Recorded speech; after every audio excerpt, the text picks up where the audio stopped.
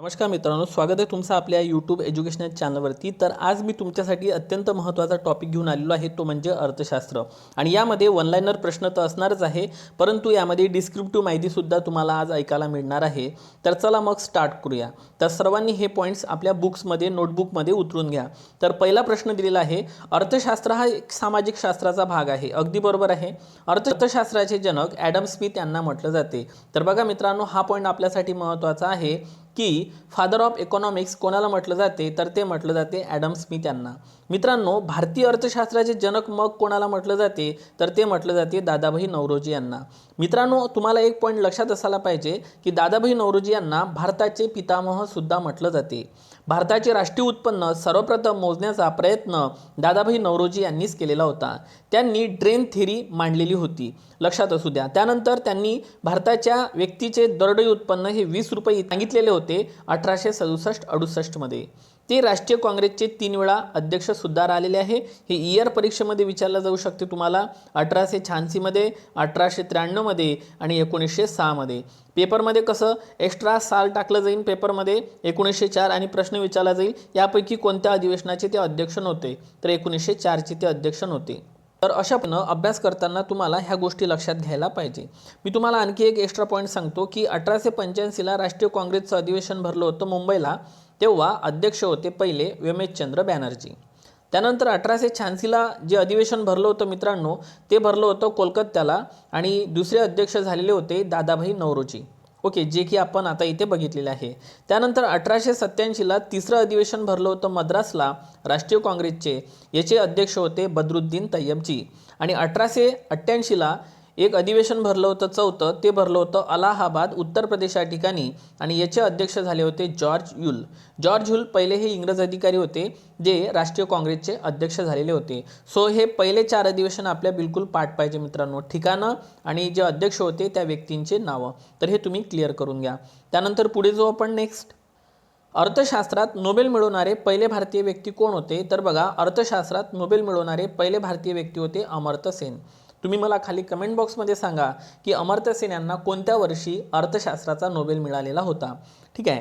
त्यानंतर बघा, सार्वजनिक आणि खाजगी क्षेत्रांचा समान गुणधर्म असणाऱ्या अर्थव्यवस्थेला कोणती अर्थव्यवस्था म्हटलं जाते, तर मिश्र अर्थव्यवस्था म्हटलं जाते मित्रांनो। भारतात मिश्र अर्थव्यवस्थेची शिफारस सर्वप्रथम बॉम्बे योजनेद्वारेच करण्यात आलेली होती। मग बॉम्बे योजना कधीची होती, तर ती होती 1944ची। बॉम्बे योजनेला टाटा बिर्ला योजना या नावानं ओळखलं जाते, कारण या योजनेमध्ये 8 उद्योगपती एकत्र आलेले होते। सो बॉम्बे योजनेद्वारे मिश्र अर्थव्यवस्था तुम्हाला लक्षात ठेवायची आहे। आणि सध्या आपल्या अर्थव्यवस्थेचा प्रवास हा मिश्र अर्थव्यवस्थेकडून मुक्त अर्थव्यवस्थेकडे आहे मित्रांनो सुरू। हा पॉईंट तुम्हाला इथे लक्षात ठेवायचा आहे, कारण यावरती कंबाईनमध्ये प्रश्न विचारलेले आहे। ही जी नगर परिषदची एक्झाम आहे त्या एक्झाम करता हे अर्थशास्त्राचं लेक्चर तुमच्यासाठी अत्यंत उपयोगी ठरणार आहे। त्यानंतर पुढचा प्रश्न दिला आहे मित्रांनो, भारतात पंचवार्षिक योजनेला सुरुवात ही 1951 मध्ये झाली होती। आपण इन डिटेल्समध्ये मागच्या लेक्चरमध्ये बघितलं होतं की 12ही पंचवार्षिक योजनेला आपण डिटेल्समध्ये घेतलेलं होतं। 1 एप्रिल 1951 पासून तर 31 मार्च 1956 पर्यंत पहिली पंचवार्षिक योजना भारतामध्ये पार पडलेली होती। आता 1 एप्रिल ते 31 मार्चच का, कारण आपल्या भारत सरकारचं जे आर्थिक वर्ष आहे ते 1 एप्रिल ते 31 मार्च आहे। त्यामुळे 51 ते 56 असं सहज लक्षात राहते। आणि नियोजन हा विषय आपण रशिया या देशाकडून घेतलेला आहे। पण आपण मूलभूत कर्तव्य हा महत्त्वाचा काय घेतलेला आहे, भाग घेतलेला आहे। So it's a very very important point. त्यानंतर नियोजन आयोगाची स्थापना ही 15 मार्च 1950 मध्ये करण्यात आलेली होती। मात्र 1 जानेवारी 2015ला भारतात नीती आयोग स्थापन करण्यात आला, कारण नियोजन आयोगाची जागा ही नीती आयोगाने घेतलेली आहे मित्रांनो। एक पॉईंट तुम्हाला सांगावशा वाटेल मला की नियोजन आयोगाची जी रचना होती ते केंद्राकडून राज्याकडे होती। लक्षात असू द्या, केंद्राकडून राज्याकडे होती, मात्र नीती आयोगाची रचना ही राज्याकडून केंद्राकडे आहे। हा पॉईंट तुम्हाला इथे लक्षात ठेवायचा आहे। त्यानंतर नीती आयोगाचा फुल फॉर्म तुम्हाला जर विचारला तर सांगायचा आहे national institution for transforming India, बदलत्या भारतासाठी राष्ट्रीय संस्था असा त्याचा मराठीत अर्थ होतो। आणि इथे इन्स्टिट्यूशन लक्षात ठेवायचं, इन्स्टिट्यूट नाही, इन्स्टिट्यूशन। ठीक आहे। त्यानंतर नीती आयोगाचे अध्यक्ष हे पंतप्रधानच असतात। नीती आयोगाचे उपाध्यक्ष आणि CEO सध्या कोण आहे ते मला नक्की कमेंट बॉक्समध्ये सांगा। नक्तीकरणाला, खाजगीकरणाला आणि उदारीकरणाला, ज्याला लिबरायझेशन, प्रायव्हेटायझेशन ते मित्रांनो ग्लोबलायझेशन असं म्हटलं जाते, ज्यालाच LPG असं म्हटलं जाते, LPG धोरण। हे 24 जुलै 1991 पासून सुरू झालेलं होतं. तत्कालीन पंतप्रधान PV नरसिंहराव होते, तर तत्कालीन अर्थमंत्री डॉक्टर मनमोहन सिंग होते. तर मित्रांनो, यावरती सुद्धा पेपरमध्ये प्रश्न विचारलेले आहे. सो तारीख आणि हे 2 पॉईंट तुम्हाला इथे लक्षात ठेवायचे आहे. रोजगार हमी योजनेचे जनक वि.स. पागे यांना म्हटलं जाते. मग रोजगार हमी योजना सुरू करणारं पहिलं राज्य कोणतं होतं, तर ते आपलं महाराष्ट्र होतं. तासगाव सांगली या ठिकाणी रोजगार हमी योजना सुरू झालेली होती. भारतामध्ये रोजगार हमी योजना प्रायोगिक तत्वावर 2 फेब्रुवारी 2006ला सुरू झाली होती. कायदा 2005चा होता आणि ही योजना 2 फेब्रुवारी 2006ला सुरुवातीला काही जिल्ह्यांमध्ये सुरू करण्यात आली होती. नंतर संपूर्ण भारतभर ती 1 एप्रिल 2008ला सुरू झालेली होती. एक माहितीसाठी लक्षात असू द्या, 2 ऑक्टोबर 2009ला मनरेगा योजनेला म्हणजेच राष्ट्रीय रोजगार हमी योजनेला महात्मा गांधी यांचे नाव देण्यात आले आणि महात्मा गांधीजींची ही 140वी जयंती होती, हे लक्षात असू द्या. तर युनोच्या सुरक्षा समितीवर कायमस्वरूपी सदस्य असणारे देश कोणते आहे, यावरती खूपदा पेपरमध्ये प्रश्न येतात. तर आज जर आपण ते क्लिअरच करून घेऊ. एक आहे अमेरिका, दुसरा आहे चीन, फ्रान्स, रशिया आणि ब्रिटन. लक्षात असू द्या, अमेरिका, चीन, फ्रान्स, रशिया आणि ब्रिटन. पाठच करून घ्या.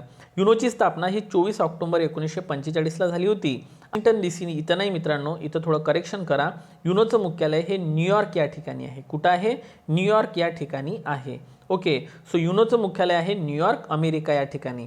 महत्त्वाचा पॉईंट कोणता आहे की युनो जे आहे, युनोच्या ज्या भाषा आहे, लँग्वेजेस आहे मित्रांनो, त्या एकूण 6 ऑफिशियल लँग्वेज आहे. या ऑफिशियल लँग्वेजवर सुद्धा प्रश्न विचारलेला आहे. एक आहे अरेबिक, दुसरी आहे चायनीज, इंग्लिश, फ्रेंच, रशियन आणि एक आहे स्पॅनिश. पाठ ठेवा, महत्त्वाचा आहे. त्यानंतर बँकांची बँक म्हणून RBIला ओळखलं जाते. विधान चुकी बरोबर आहे. RBI बँकेची स्थापना हिल्टन यंग कमिटीनुसार 1926 मध्ये करण्यात आली होती. 1 एप्रिल 1935 मध्ये RBIची स्थापना झाली होती. रिझर्व्ह बँक ऑफ इंडियाचे राष्ट्रीयकरण 1 जानेवारी 1949 मध्ये करण्यात आलेले होते. भारतातील सर्व व्यापारी बँकांवर नियंत्रण ठेवण्याचं काम RBI करत असते, हे लक्षात ठेवा. आणि 1 रुपयाच्या नोटीवर वित्त सचिवांची सही असते, तर उरलेल्या सर्व नोटींवर RBIचे जे गव्हर्नर असतात त्यांची साईन असतात मित्रांनो. त्यानंतर भारतातील सार्वजनिक क्षेत्रातील सर्वात मोठी बँक कोणती आहे, तर ती आहे state bank of India. State bank of इंडियाची स्थापना ही A.D. गोरवाला कमिटीनुसार स्थापन करण्यात आलेली होती आणि 1 जुलै 1955ला SBIची स्थापना झालेली होती. मुख्यालय आहे मुंबई. सध्या SBIचे अध्यक्ष कोण आहे, नक्की खाली कमेंट बॉक्समध्ये सांगा. त्यानंतर कृषी वित्तपुरवठा करणारी भारतातील शिखर म्हणजे सर्वोच्च बँक कोणती आहे, तर ती आहे नाबार्ड. मग नाबार्डचा फुल फॉर्म पेपरमध्ये विचारला गेलेला आहे, national bank for agriculture and rural. पहा इथे, कृषी म्हणजे ॲग्रिकल्चर, रुरल म्हणजे ग्रामीण साठी काम करते.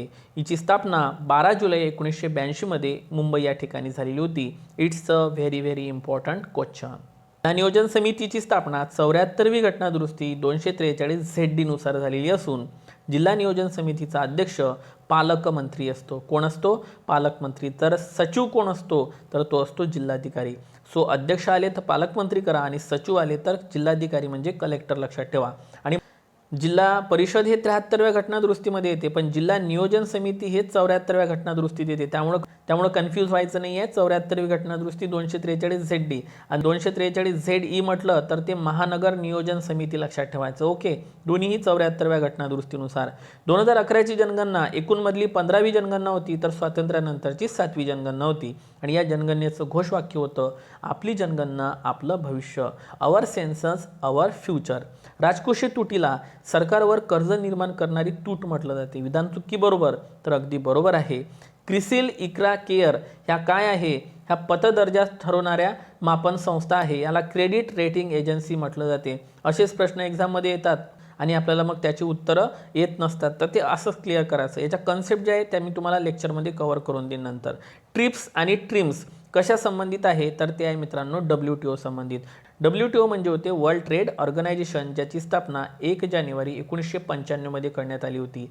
गॅट करार जो झाला होता 1948चा, लक्षात असू द्या 1948चा, त्याचं रूपांतरण WTO मध्ये झालं होतं 1 जानेवारी 1995ला. WTOचं मुख्यालय जिनिव्हा, स्वित्झर्लंड या ठिकाणी आहे. सो ट्रिप्स आणि ट्रिम्स करार लक्षात ठेवायचा आहे WTO. आणि नंतरचा महत्त्वाचा प्रश्न आहे, 15व्या वित्त आयोगाचे अध्यक्ष NK सिंग हे आहेत, तर सचिव आहे अरविंद मेहता. मग वित्त आयोगाची स्थापना कोण करते तर राष्ट्रपती करतात. कोणत्या कलमानुसार? 280 कलमानुसार. आता ज्यामध्ये कलम असते त्याला घटनात्मक आयोग म्हणायचा. त्याला काय म्हणायचा? घटनात्मक आयोग. म्हणून वित्त आयोग हा घटनात्मक आयोग आहे. आणि महत्त्वाचे पॉईंट्स बघा, भारतातील 7व्या वेतन आयोगाचे अध्यक्ष कोण आहे? तर ते आहे अशोक कुमार माथुर, A.K. माथुर. लक्षात ठेवा, मोस्ट टाइम पिकरा प्रश्न. त्यानंतर सेजचा फुल फॉर्म आहे स्पेशल इकॉनॉमिक झोन. त्यानंतर AEZचा आहे ॲग्री एक्सपोर्ट झोन. हा इकॉनॉमिक आणि हा एक्सपोर्ट झोन पाठ ठेवा. त्यानंतर GDPचा फुल फॉर्म काय आहे? Gross domestic product. त्यानंतर हरित GDP म्हणजे काय होते? पारंपरिक GDP आणि त्याच्यातून पर्यावरणाच्या हानी. लक्षात घ्या, पर्यावरणाच्या हानीचं मूल्य जर वजा केलं तर त्याला म्हटलं जाते हरित GDP. क्रेडिट कार्डला कोणतं मनी म्हटलं जाते? प्लास्टिक मनी. क्रेडिट कार्डला कोणतं मनी म्हटलं जाते? प्लास्टिक मनी. भारतातील पहिली भूविकास बँक कुठं स्थापन करण्यात आली होती? झांब, पंजाब या ठिकाणी सुरू करण्यात आली होती. कोणत्या वर्षी करण्यात आली होती? 1920. एकदा चेक करून घ्या. त्यानंतर महाराष्ट्रातील महत्त्वाच्या योजना, जिवाळा योजना, मुक्ता योजना, मिशन वात्सल्य योजना, कारागृह पर्यटन योजना, ह्या सगळ्या योजना महाराष्ट्र सरकारच्या आहे. योजनेवर पण प्रश्न विचारले जात आहे. त्यानंतर सेन्सेक्स आणि निफ्टी कशा संबंधित आहे? शेअर बाजारा संबंधित आहे. शेअर मार्केटवर नियंत्रण ठेवण्याचं काम कोण करते? SEBI, security exchange board of India. आणि सेबीची स्थापना ही 1988 मध्ये झालेली होती आणि तिला वैधानिक दर्जा 1992 मध्ये मिळालेला होता.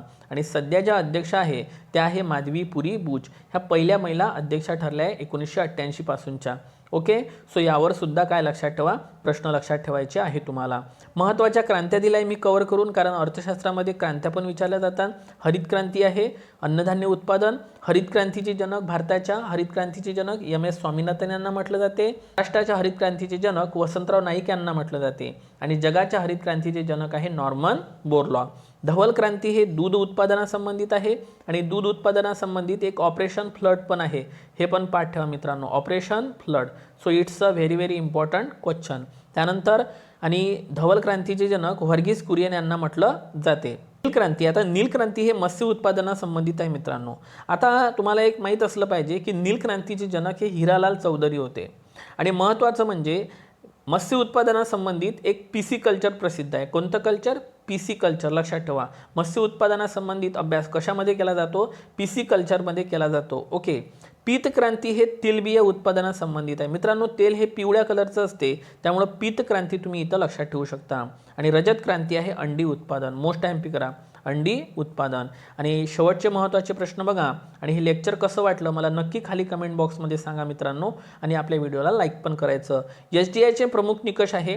SDI 3 निकषाच्या आधारावर काढला जातो. एक आहे आरोग्य, शिक्षण आणि राहणीमान. मित्रांनो, आपण आपल्या आयुष्यात सगळ्यात जास्त महत्त्व या 3 पैकी कशाला द्यायचं? तर सगळ्यात पहिले आरोग्याला महत्त्व द्यायचं, नंतर शिक्षणाला द्यायचं, नंतर राहणीमानाला द्यायचं. कारण मित्रांनो, तुमची हेल्थ जर चांगली असेल तर तुम्ही एज्युकेशन घेऊ शकता. आणि तुम्ही एज्युकेशन घेतलं तर राहणीमान म्हणजे तुमच्या उत्पन्नात काय होईल? वाढ होईल. म्हणून सगळ्यात महत्त्वाचं आहे आरोग्य. म्हणून म्हटलं जाते health is wealth. Okay. So SDIला सुरुवात 1990 पासून झाली होती. थोड्याफार सुधारणा 2010 मध्ये झालेल्या होत्या. SDIचे जनक मेहबूब उल हक यांना म्हटलं जाते, जे की पाकिस्तानचे होते. आणि देशात असू द्या अमर्त्य सेन यांचा पण SDI मध्ये मोठ्या प्रमाणात वाटा आहे. ठीक आहे, तर या पद्धतीने लक्षात ठेवा. आणि बेसल निकष कशा संबंधित आहे? तर बँकांच्या भांडवल पर्याप्ततेबद्दल आहे. ह्या कन्सेप्ट तुम्हाला क्लासमध्ये समजून सांगितल्या जाईल. आणि जागतिक बँक आणि IMF यांना जुळ्या बहिणी असं म्हटलं जाते, कारण एक ब्रेटन वूड परिषद भरली होती 1944 मध्ये अमेरिकेला. त्या ठिकाणी यांची निर्मिती झाली होती, म्हणून यांना जुळ्या बहिणी म्हटलं जाते. आणि लक्षात असू द्या, या दोघांचेही जे कार्यालय आहे ते वॉशिंग्टन DC या ठिकाणी आहे. कुठं आहे कार्यालय? वॉशिंग्टन DC या ठिकाणी आहे. आणखी एक फरक काय लक्षात ठेवा? जागतिक बँक दीर्घकालीन कर्ज देते, जागतिक बँक दीर्घकालीन कर्ज देते, तर IMF हे अल्पकालीन कर्ज देते. आणखी एक महत्त्वाचा काय फरक आहे? जागतिक बँक जगातल्या कोणत्याही गरीब देशाला कर्ज देते, तर IMF हे फक्त सदस्य देशांनाच कर्ज देते. तर ह्या सर्व गोष्टी आपल्याला येणाऱ्या कालावधीमध्ये कंप्लीट करायच्या आहे. मी नक्कीच तुमच्या सोबत आहे.